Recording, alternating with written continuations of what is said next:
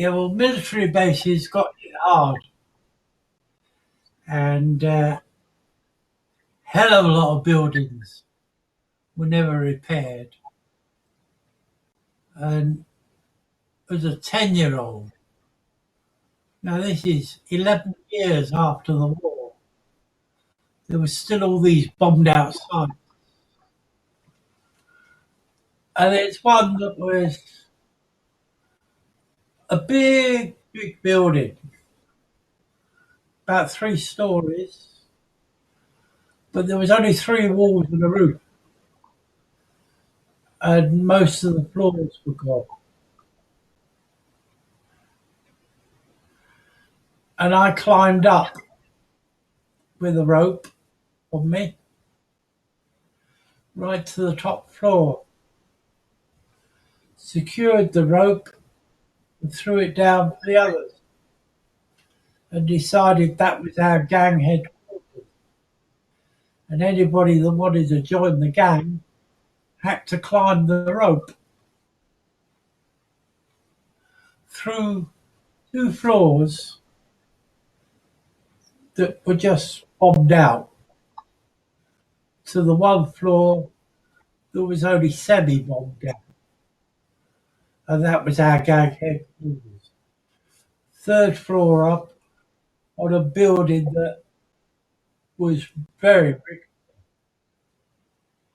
Yeah, it didn't have one whole wall was gone. Part of the other wall, big hole in the roof, all the ceiling. A bomb that actually didn't go off, just smashed its way through.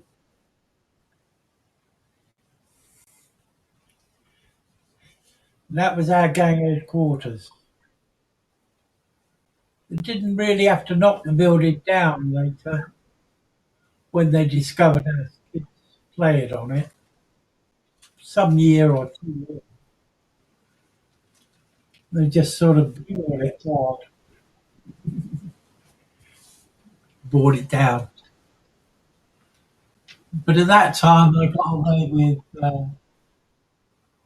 some real dangerous things. Found these huge glass cylinders that were great to play with. They were about 4 foot tall. When we were discovered playing with them, we were rushed inside, stripped off and showered because these were full of acid and we were playing. Um, was caught playing catch with a live grenade.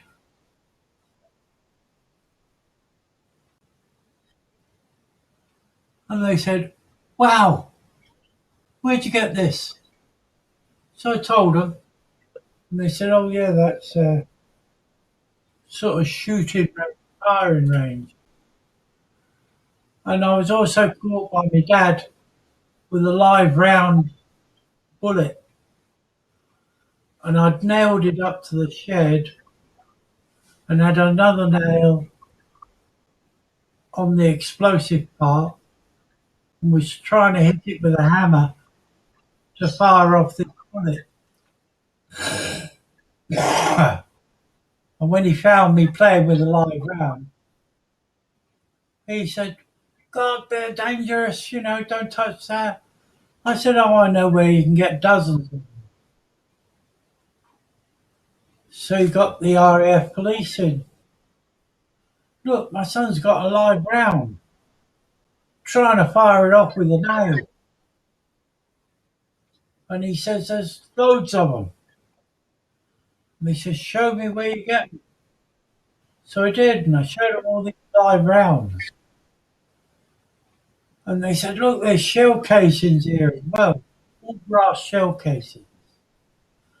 I said, "Oh, that's nothing. I know half a dozen sacks full of them in the wood there. Half a dozen sacks full of brass shell casings." Yeah. So I took him deep into these woods. My dad said, "Surely, Teddy, you've never walked this deep into the woods." Yeah, because it's real dark, pitch black. I said, "Oh, this is where I saw a fox one time. He just came out on the path and we just looked at each other." And a bit further on, yeah, there's about a dozen sacks of brass shell casings that obviously somebody nicked and was ready to sell off as brass.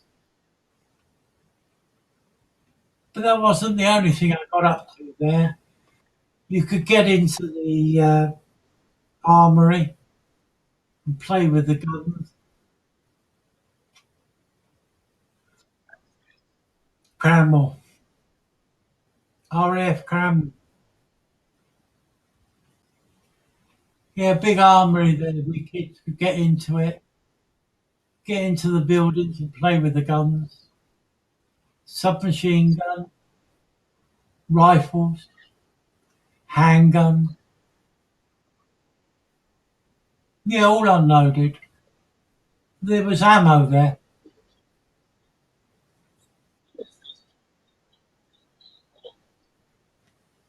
Yeah, in the 50s.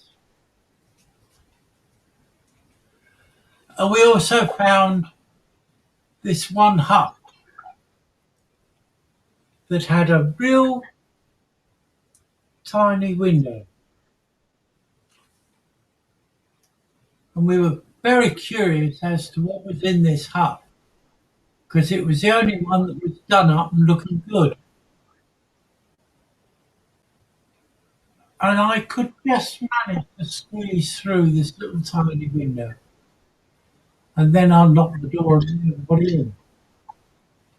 And inside this hut was a bar with beers and whiskies, all sorts of drinks and crisps. So we had a great time in there, getting drunk, and then somebody arrived through the door. So we all have to rush out through this other door and run off. And that night, my dad said somebody broke into our RAOB club, escaped through the back door. We didn't catch a glimpse of them. I thought, oh, that's my dad's club I broke into.